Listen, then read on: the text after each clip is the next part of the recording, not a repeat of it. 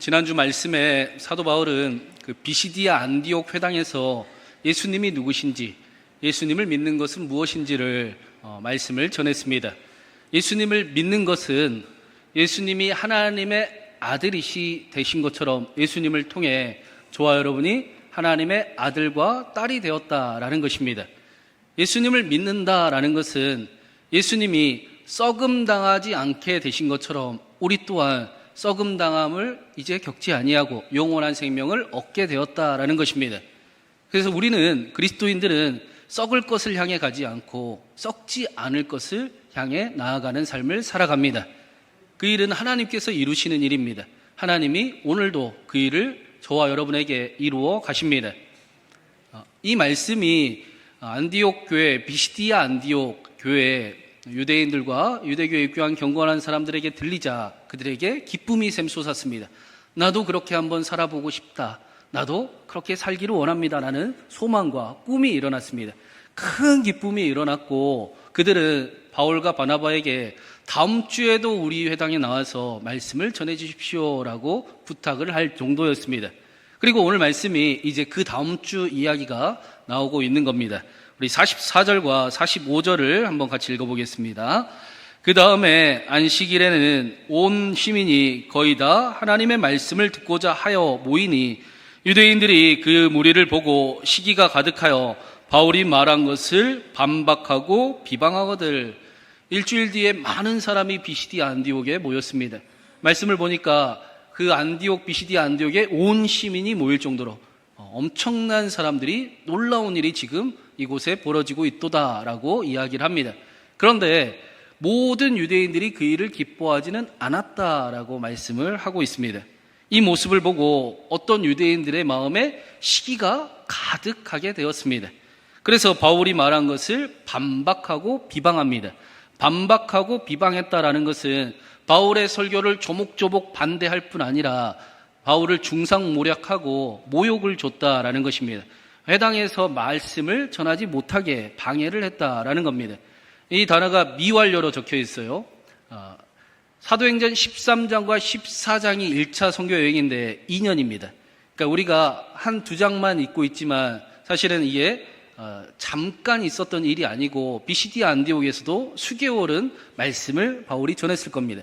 한 번만 하루만 방해한 것이 아니라 끈질기게 말씀을 전할 때마다 반박하고 비방하고 또 심지어는 50절에 보니까 사람들을 선동하여 바울과 바나바를 결국에는 박해하고 비시디아 안디옥에서 쫓아냈습니다.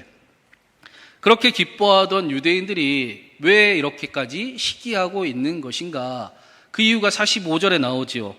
그 무리를 보고 시기가 가득했습니다. 바울과 바나바가 무언가를 잘못해서 시기가 가득한 게 아닙니다. 바울과 바나바를 통해 회당에 너무 많은 사람들이 모이니까 하나님의 말씀을 듣는 것을 기뻐하니까 그 사람들이 모인 것을 보고 시기가 가득해졌다라고 말씀을 합니다. 분명히 이들은 유대교에 입교했던 또 유대인들은 큰 기쁨을 하나님의 은혜를 누리던 자였습니다. 43절에 그들은 하나님의 은혜를 흠뻑 경험하고 큰 기쁨을 이야기했다. 다음 주에 나와주세요라고 할 정도의 이야기 사람들이었습니다. 그런데 여기서 시기하는 유대인들은 그 하나님의 은혜가 임한 그 유대인 전부를 이야기하는 것이 아닙니다. 바울과 바나바를 방해하고 비방하고 시기하고 있는 사람들은 회당에서 말씀을 전하던 유대인들이었습니다. 바울처럼 말씀을 전하던 자들, 말씀을 아는 자들, 말씀을 잘한다라고 여기던 사람들이었습니다. 자신들이 평상시에 하나님의 말씀을 전할 때는 아무런 반응이 없었습니다. 사람들이 모이지도 않았습니다. 그런데 너무 많은 사람들이 바울을 환호합니다. 너무 많은 사람들이 하나님의 말씀을 기뻐합니다. 삶이 변하기 시작을 합니다. 그러니 그들의 마음속에 시기가 일어납니다. 마치 자신의 자리를 빼앗기는 것 같습니다. 자신도 모르게 마음속에 시기가 일어나고 그리고 그 시기에 마음이 사로잡혀 버렸습니다. 그래서 비방하고 방해하고 심지어는 결국에는 자신을 합리화하기 위해서 바울이 잘못됐고 내가 맞습니다 라고 하기 위해 바울을 박해하고 쫓아내는 그런 일을 저질렀습니다. 이러한 모습은 사실 우리가 처음 보는 모습은 아닙니다. 우리 안에서도 이러한 일들이 지금도 일어나고 있기 때문입니다. 성경에서도 이러한 일들을 자주 언급을 합니다. 나도 모르게 시기가 일어나고 그 시기에 내 마음이 사로잡혀 버려서 그렇게 행동하는 모습이 바로 우리의 현실이라고 할 수 있습니다. 여러분, 그런데 우리가 누군가를 시기하고 미워하는 거랑 누군가 나에게 잘못한 거랑은 아예 다른 이야기입니다. 여러분, 누군가 나에게 시기하고 누군가 나에게 잘못을 한 거랑 내가 누군가를 시기한 거랑은 미워하는 거랑은 전혀 다른 이야기입니다. 여러분, 혹시 미워하는 사람이 마음속에 있으십니까? 저 사람은 나는 진짜 마음에 안 들어. 나는 저 사람하고는 같이 못 가겠어 하는 사람을 마음에 품고 계십니까?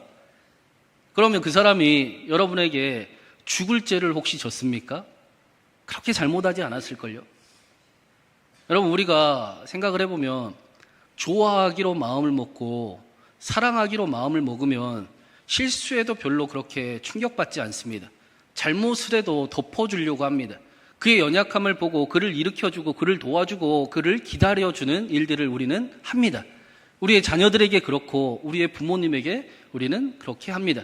사랑하기로 작정한 관계에서는 그 일이 가능합니다. 그런데 미워하기로 작정한 사람이 잘못하면 어떻게 하십니까? 너 그럴 줄 알았다. 잘 걸렸다. 내가 너를 완전히 나쁜 사람으로 만들어서 여기서 쫓아낼 거야. 나는 너하고는 같이 못해.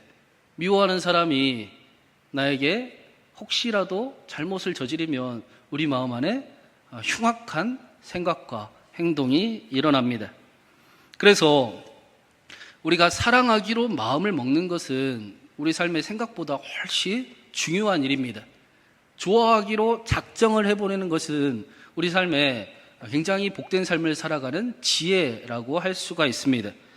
사도 요한은 요한 1서에서 우리가 성도가 살아가면서 기쁨을 빼앗기는 그 이유 중에 한 가지가 미워하기로 작정하고 살아가기 때문이다라고 이야기를 합니다.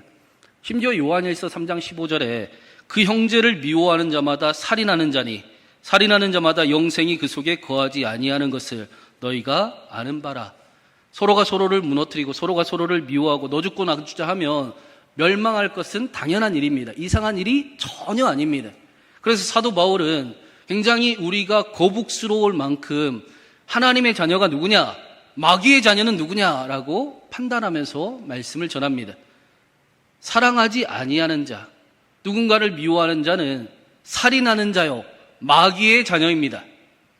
반대로, 그런데 여러분, 우리는 하나님의 자녀들입니다. 우리는 하나님의 자녀들입니다. 우리는 하나님의 자녀가 확실합니다. 누군가를 무엇을 정죄하고 면박 주려고 그러는 것이 아니라 성경은 우리에게 사랑하기로 마음 먹고 살아가는 그 일이 너무나 중요함을 알려주고자 하는 것입니다. 좋아하기로 마음 먹어버리는 일이 복된 삶을 살아갈 지혜이기 때문입니다. 좋아하기로 작정해버려야 마음의 병이 사라지고 또 우리의 삶이 행복하고 건강하게 살아갈 수 있기 때문입니다. 여러분, 예수님을 믿는 사람들은 하나님이 나를 사랑하기로 작정해 버리셨어 라는 사실을 아는 사람들입니다. 여러분, 그렇지 않습니까? 하나님께서 나를 사랑하기로 작정을 해버리시고 예수님의 십자가와 부활을 보게 하셨습니다. 저만 믿는 겁니까? 처음 듣는 이야기입니까? 여러분, 우리는 하나님이 사랑하기로 작정한 사람들이에요. 그래서 우리가 실수를 저질러도 하나님이 우리를 여전히 사랑하심을 우리는 믿습니다. 우리가 잘못을 해도 하나님이 우리를 덮어주시고 아니 우리의 연약함, 부족함이라 여기시며 우리를 세워주심을 우리는 경험을 합니다. 우리를 끝까지 포기하지 않으시고 누가 뭐라 해도 나는 너 믿는다. 나는 너를 통해 내 일을 이룰 것이다 라고 오늘도 이끌어 가시는, 반드시 그 일을 이뤄가기를 원하시는 하나님을 우리가 믿습니다. 예수 그리스도를 믿습니다. 예수님께서도 내가 너희를 사랑한 것 같이 너희도 서로 사랑하라. 그게 행복하고 건강하게 사는 비결이다 라고 가르쳐 주신 것입니다. 사랑하는 여러분, 혹시 마음에 미워하기로 작정한 사람이 있으십니까? 교회 안에 혹시 있습니까? 여러분만 손해입니다. 아니, 교회가 손해예요.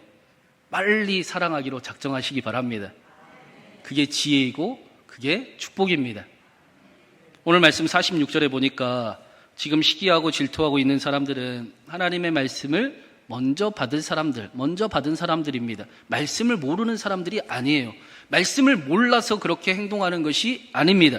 하나님의 말씀을 먼저 받은 사람들이 하나님의 말씀을 버리고 영생을 얻기를 합당하지 않는 삶을 나는 살아가겠다라고 여기고 있다라고 말씀을 합니다.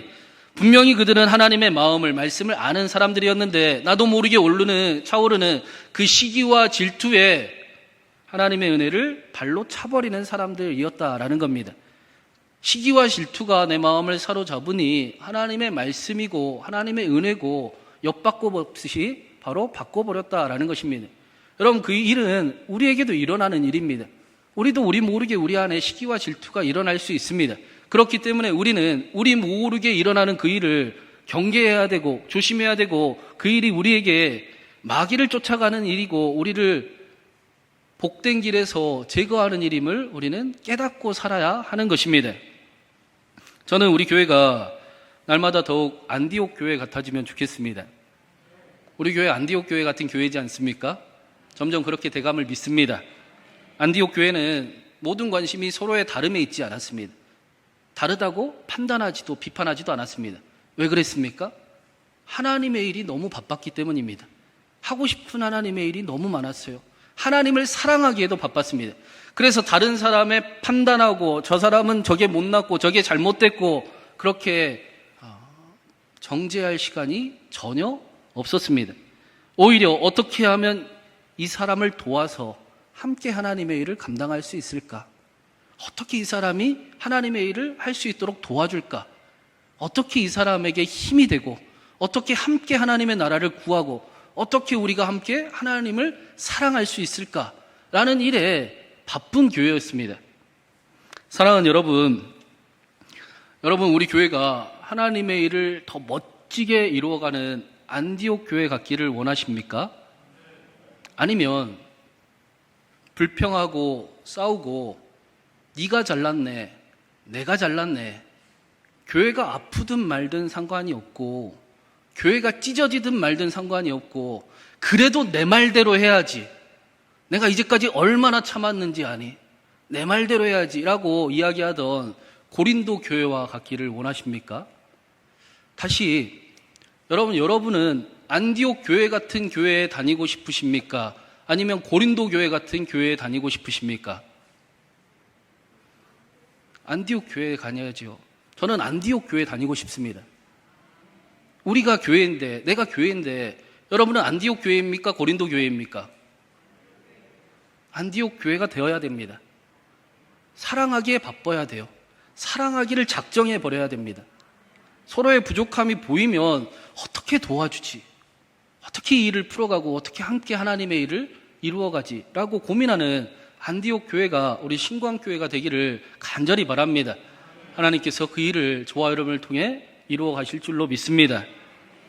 오늘 말씀에는 이 일을 위해 아주 중요한 사실을 우리에게 전해주고 있어요. 우리 48절 말씀 같이 읽겠습니다. 48절입니다. 이방인들이 듣고 기뻐하여 하나님의 말씀을 찬송하며 영생을 주시기로 작정된 자는 다 믿더라.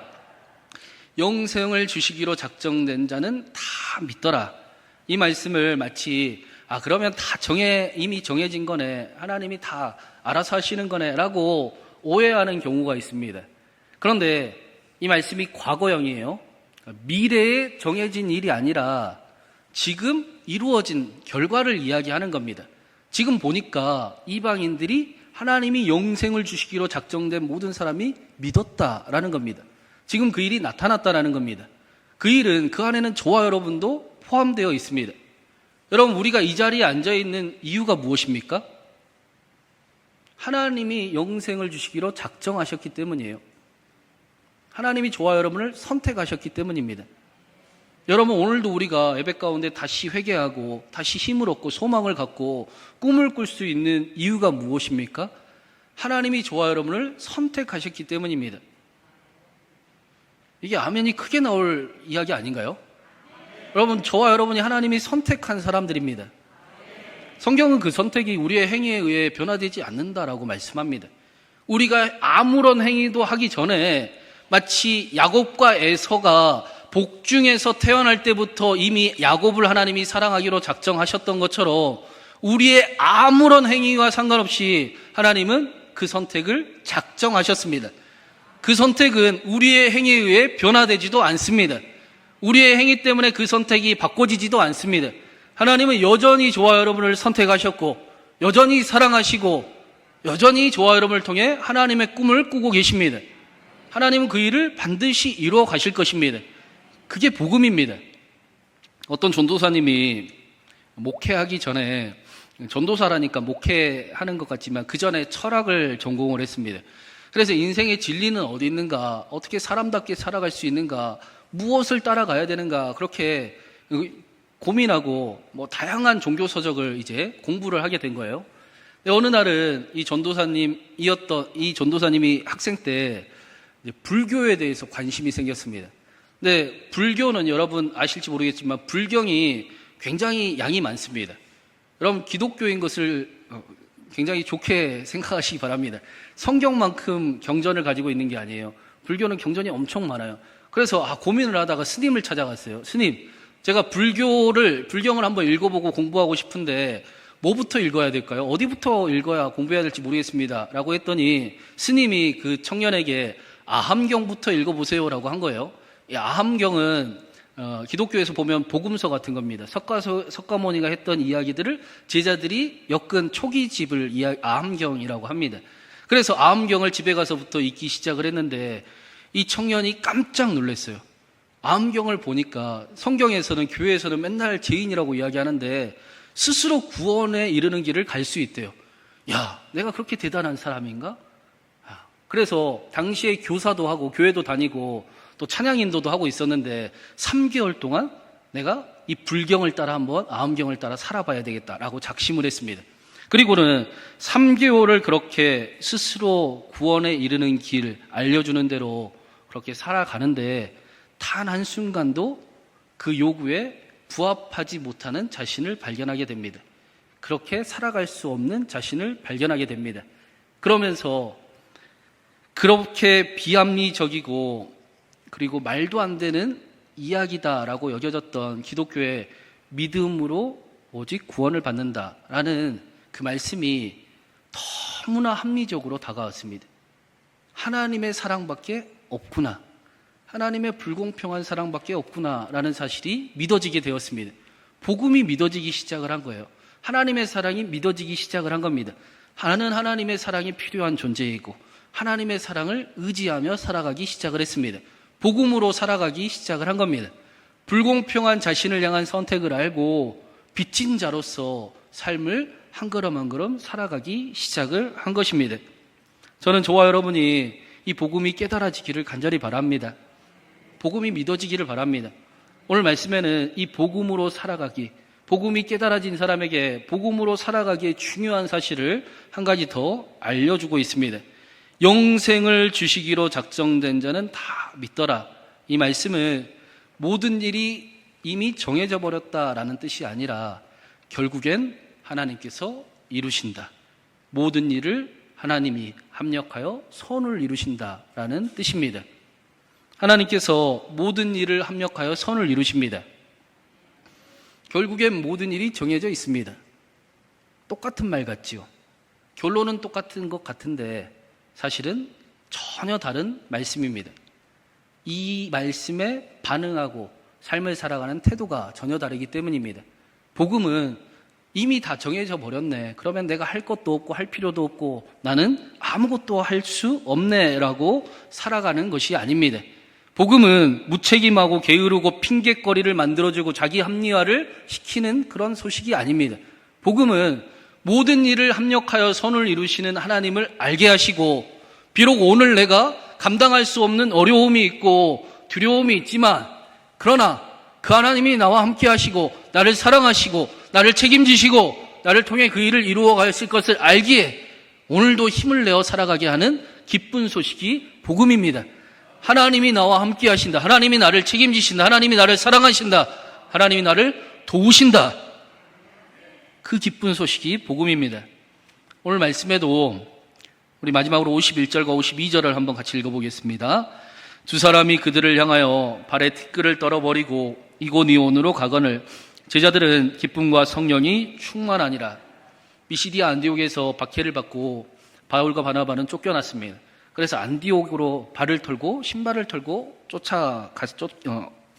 이고니온이라는 도시로 갑니다. 그러면 그 다음에 나오는 내용은 어떤 내용이 나와야 될 것 같습니까? 내가 다시는 여기 오나 봐라. 뭐 그런 내용이 와야 맞지 않습니까? 내가 너희를 두고 봐라. 내가 다시 돌아와서 어떻게 하나. 뭐 그런 내용이 이어지는 게 맞을 것 같은데 오늘 말씀해 보니까 제자들은 여전히 기쁨과 성령이 충만하더라. 여전히 기쁨이 충만하였고 여전히 성령 충만하여 하나님의 영이 함께 하시고 하나님과 함께 그 길을 걸어가고 있더라 라고 말씀을 합니다. 어떻게 이럴 수가 있습니까? 말씀에 답이 있습니다. 성령 충만했기 때문입니다. 하나님과 여전히 함께 했기 때문입니다. 바울과 바나바는 상황을 바라보지 않았다라는 겁니다. 상황만 보고 살아가지 않았다라는 겁니다. 사람을 바라보면서 판단하려고 그렇게 시간을 빼앗기지 않았다라는 겁니다. 오히려 모든 일을 합력하여 선을 이루시는 하나님을 내가 여전히 바라보고 있고 하나님 비록 내가 지금 쫓겨나는 것 같지만 아니요. 나는 하나님이 하실 일을 기대합니다. 하나님이 그 일을 통해서 이루실 일을 내가 알고 있습니다. 그렇게 하나님과 여전히 동행하고 있었다라는 것입니다. 바울과 바나바에게 하나님은 옛날의 적에 이스라엘을 구원하신 하나님이 아니었습니다. 옛날에 홍해를 가르신 하나님, 옛날에 만나와 메추라기를 주신 하나님이 아니었습니다. 지금 나의 하나님이 홍해를 가르시는 하나님이십니다. 지금 나의 하나님이 만나와 메추라기를 때를 따라 주시는 하나님이십니다. 내가 지금 그 하나님과 함께 동행하고 있습니다. 내가 그 사실을 보았고 내가 그 사실을 알게 되었습니다. 그것이 예수 그리스도입니다. 그래서 기쁨과 성령이 충만합니다. 사랑하는 여러분, 저와 여러분 역시 오늘 말씀에 나오는 하나님의 사람들처럼 상황과 사람을 바라보며 살아가는 것이 아니라 하나님을 더 바라보며 인식하며 살아가는 저와 여러분 되기를 간절히 바랍니다. 이 땅에 사는 동안 그 일이 쉽지 않지만 그러나 하나님을 바라보며 날마다 살아가는 모든 일을 합력하여 선을 이루시는 하나님을 바라봄이 불편하지 않는 저와 여러분 되기를 간절히 바랍니다. 홍해를 가르신 하나님, 만나와 메추라기를 내려주신 하나님이 먼 옛날 그 하나님이 아니고 다른 사람들의 하나님이 아니고 나의 하나님이 홍해도 가르칠 수 있습니다. 나의 하나님이 만나를 내려주십니다. 그 고백이 사라지고 경험되기를 간절히 바랍니다. 그래서 저와 여러분의 가정과 교회가 안디옥 교회 같아지고 하나님의 놀라운 일을 이루어가게 하시기를 주님의 이름으로 축원합니다.